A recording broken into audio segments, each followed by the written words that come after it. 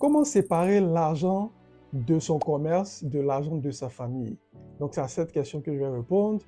Je suppose que tu es un commerçant et tu aimerais savoir comment organiser la gestion des dépenses de ta famille et la gestion des dépenses qui sont liées à ton commerce.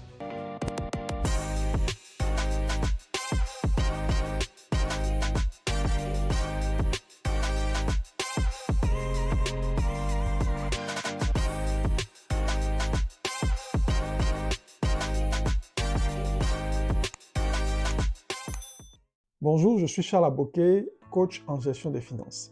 Alors, ce que je te conseillerais de faire dans un premier temps, c'est de pouvoir dissocier les deux. Donc, lorsque tu reçois tes revenus qui proviennent de ton commerce, la première des choses à faire, c'est d'enlever ton fonds de roulement, c'est-à-dire que l'argent qui t'a permis de pouvoir acheter tes marchandises. Tu le mets de côté et maintenant la différence qui va rester, on dira le bénéfice. Donc, c'est dans ce bénéfice-là que tu vas maintenant puiser pour assurer la gestion de ta famille, des dépenses de ta famille.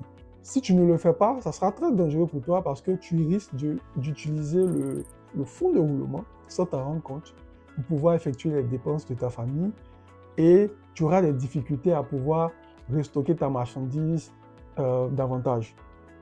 Donc, c'est très important de pouvoir procéder à cette première étape-là. Maintenant, comment de façon pratique dissocier ces deux éléments? Donc, la première des choses, il faut que tu ouvres deux comptes bancaires. Donc, le premier compte bancaire, ça sera le compte où tu mettras l'argent de ton fonds de roulement. Et le deuxième compte bancaire, ça sera le compte personnel dans lequel tu mettras l'argent qui va te servir à gérer les dépenses de ta famille. De sorte à ce qu'il n'y ait pas de confusion entre la gestion des fonds qui sont dédiés à ton entreprise, à ton commerce, et la gestion des fonds qui sont dédiés aux dépenses de ta famille. Donc, voici les deux stratégies que je te présente. J'espère que j'ai pu répondre à ta question. Si vous avez des commentaires, n'hésitez pas à les laisser. Et aussi, si vous avez d'autres questions qui sont liées aux finances, n'hésitez pas, je suis là pour répondre à ces questions-là. Donc, on se dit à très bientôt. Happy learning!